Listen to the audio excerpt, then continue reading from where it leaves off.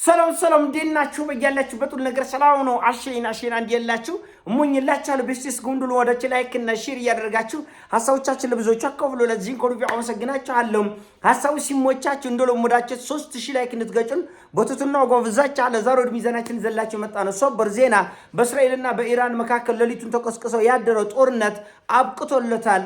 እስራኤል ወደ ኢራን ካምባላ አልተኩስም ብላለች። ኢራንም ወደ እስራኤል አልተኩስም ብላለች። ይሄ ውጤት የተገኘው ጦርነቱ በተቀሰቀሰ በደቂቃ ልዩነት ውስጥ ወጥቶ አረ ለሰላም ብላችሁ አረ ለአላህ ብላችሁ ብለው የአሜሪካው ፕሬዝዳንት ዶናልድ ጄ ትራምፕ እግር ስር ወድቆ ነው የተንፈራፈረ። አረ ይሄን የወሰለ እድል አይገኝም።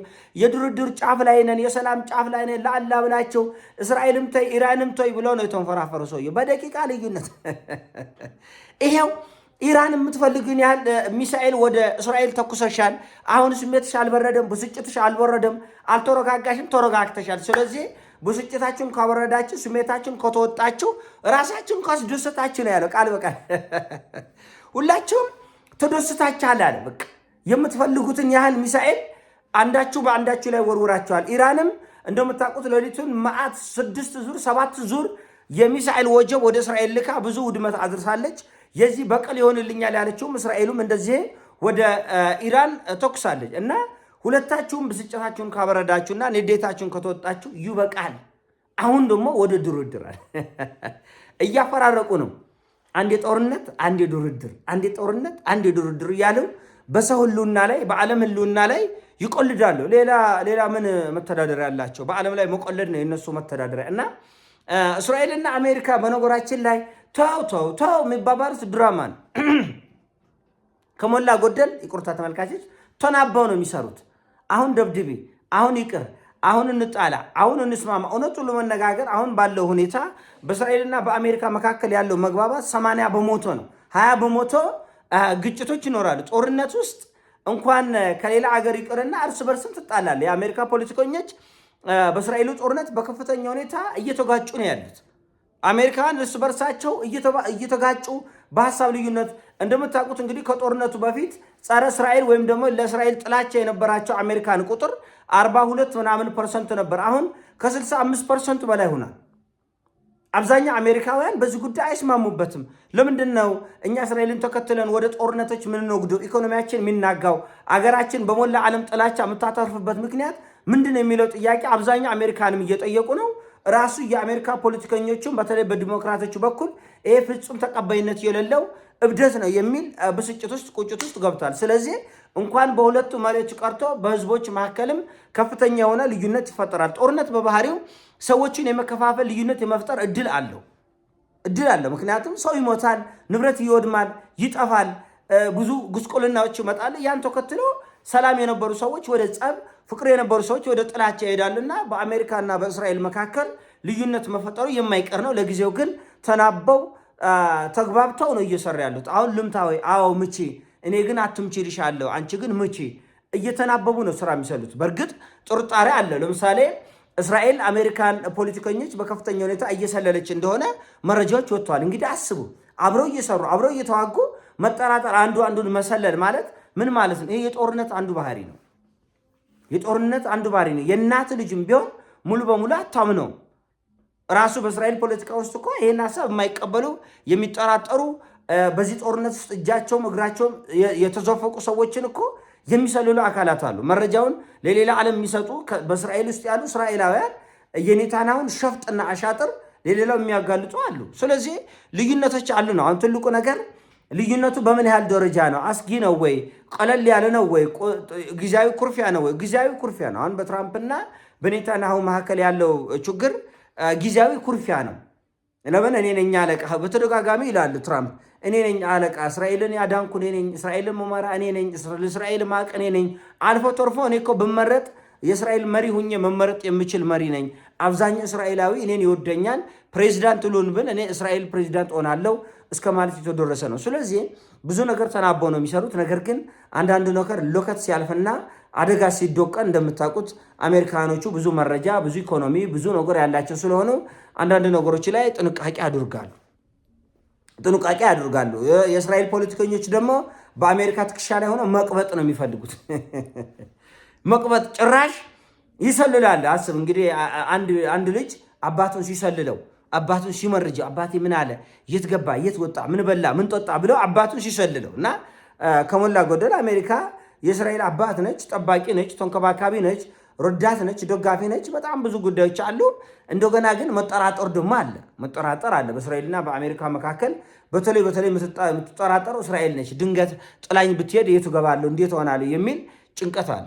በእርግጥም ትራምፕ በተደጋጋሚ እንደሚሉት እኔ ባልኖር ኖሮ እስራኤል በጣም ሰቅጣጭ የሚባል ችግር እንደውም እሱ ቃል በቃል አትኖርም የሚል ሁሉ ቃል ሁሉ ተጠቅሞ የሚገልጸው የሆነ ሆኖ ይሄ ጦርነት በአንድ ቀን እድሜው ተቋጭቷል። በእስራኤልና በኢራን መካከል ያለው ጦርነት በአንድ ቀን እድሜው ነው የተቋጨ። በአንድ ቀን ሌሊቱ ተጀመረ። ትራምፕ ወጥቶ ተንፈራፈረ። በቃ ኢራንም ተይ እስራኤልም ተይ፣ ይበቃል፣ ሰላም ይበልጣል፣ ሰላም ይሻላል፣ ወደ ድርድር ይሄ ድል አይገኝም። በነገራችን ላይ ራሱ ትራምፕ ነገ ወይ ከነገ ወዲያ ደግሞ ኢራንን ይደበድባል። ይሄን ቻይኖቹ ጠንቅቀው ያውቃሉ። ይሄን ራሽያኖቹ ጠንቅቀው ያውቃሉ። ይሄን ኢራኖቹ ጠንቅቀው ያውቃሉ። ግን ለጊዜው የሰላም በር ለመክፈት ያክል አቁሜያለሁ ብላለች ኢራን። በኢራን በኩል ጦርነቱን አቁሜያለሁ፣ ነገር ግን ቤይሩትን የምትደበድበው ከሆነ አሁንም ሚሳኤል አዘንባለሁ ብለ አሁንም ሚሳኤል ማዝነቤን አሁንም እስራኤልን መቆጥቀጠን አልተውም ብላለች። እንግዲህ ከሞላ ጎደል ይመስለኛል የሆነ የተወሰነ ትምህርት የተማሩበትና ወደ ልቦናቸው የተመለሱበት ይመስለኛል። ቢያንስ ለዚህ ለአንድ ለ15 ቀን የእስራኤል ፖለቲከኞች ወደ ሊባኖስ የሚያደርጉትን ጥቃት ወደ ቤይሩት የሚያደርጉትን ጥቃት ይቀንሳሉ፣ ያረግባሉ የሚል ግምት አለኝ። እንዳልኳቸው ባብቶ ሞተ ትራምፕ ባብቶ ሞተ። ኧረ ጦርነት መጥፎ ነው፣ እንደራደር፣ በቃ እሺ በቃ እሺ ይላል እንደተጎረፈ ልጅ። እኛ ልጆች ነን። የሆነ ጥፋት እናጠፋና ልክ ዱላው ሲመጣ እሺ ማርያምን፣ እግዚአብሔርን፣ እንደው ቅዱስ ገብርኤልን፣ ቅዱስ ሚካኤልን ማንጦራት አበቶ የለም። ዱላው ደግሞ ዞር ሲልልን ደግሞ ወደ ጥፋት። አሁን እኔ ትራምፕን የማየው በዛ መልኩ ነው። ዱላው ሲነሳ ይበደበዳል፣ ይንሰፈሰፋል። 10 መሐላ፣ 10 ውሸት፣ 10 መቆባጠር ውስጥ ይገባል። መልሶ ደግሞ ያለቅሳል። ሰላም ይሻላል፣ ነጭ ባንዲራ አምጡልኝ፣ ላውለብልበው ይላል። ያው ነው። ግን በዚህ መልኩ ከዚህ ችግር ውስጥ ይወጣሉ ያመልጣሉ የሚለው ነው አሁን ትልቁ ጥያቄ። እንደዚህ አድበስብሰው፣ እንደዚህ ተሽሎክልከው፣ እንደዚህ አንገት ደፍተው ተዋርደው ይወጣሉ ወይ ከዚህ ችግር ውስጥ? እነሱስ ይወጣሉ ዓለምን ሲይዙ ይወጣሉ የሚለው ነገር በጣም አጠያያቂ ነው። እንዳልኳቸው ይሄ ጦርነት የሚቀጥልና የውርደት ጽዋው መጎንጨት ሲበዛ እንኳን በእስራኤልና በአሜሪካውያን መካከል እንኳን አደገኛ ችግር ይፈጠራል። አደገኛ ችግር። አሁንም አብዛኛው ዴሞክራቶች እንዲህ ያለ ተላላኪነት፣ እንዲህ ያለ አጎብዳጅነት መቆም አለበት። አሜሪካ ታላቅ ሀገር ነች። ይሄ ጦርነት የኛ ጦርነት አይደለም፣ ምን ሲባል ነው እዚህ ውስጥ የገባ ነው የሚል እሪ በከንቱ እየጮኸ ነው። በእርግጥ እንዳልኳችሁ ትራምፕ ውጤት ካመጣ ዲሞክራቶቹ ችግር የለባቸውም። አሜሪካን የሚጠቅም የአንድ ብር ጦርነት ቢሆን ዲሞክራቶች ይደግፋሉ። ነገር ግን የኢራን ጦርነት አንድ ብር ይዞ አይመጣም። ለዚህ ነው ያኮረፉት፣ የተጋጩት፣ የተጣሉት፣ የሸሹት፣ የፈረጠጡት አንድ ብር ይዞ ስለማይመጣ ነው። አሁን የአሜሪካ ጦርነት ኢራን ላይ የምታደርገው ጦርነት ኪሳራ ብቻ ነው። ይልቁንም ኢራን ከዚህ ጦርነት በኋላ አብባ አፍርታ የምትወጣበት ጦርነት በመሆኑ ምክንያት ትክክል እንዳልሆነ ስለሚያውቁ ነው እንጂ ትራምፕ አበደም ጨርቁን ጣለም ወፈፌም ሆነ ምንም ይሁን ለአሜሪካ $1 ይዞ የሚመጣ ጦርነት ከገባ ይስማማሉ።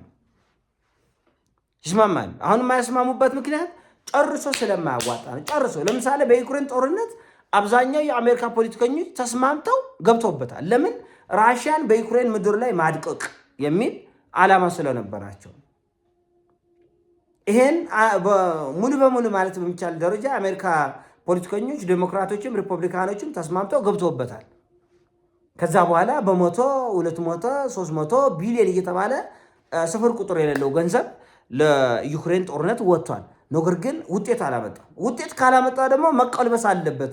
ጀምረነው እንኳን ቢሆን እስከ መቀመቅ መውረድ የለብንም የሚል አቋም አለ። ለዚህ ነው ዴሞክራቶቹ ሲገፋፉት የነበረው የዩክሬን ጦርነት ሪፐብሊካኖች እየተከተሉት ቢሄድም ሪፐብሊካኖች ደግሞ መልሰው ቀለበሱት ማለት ነው።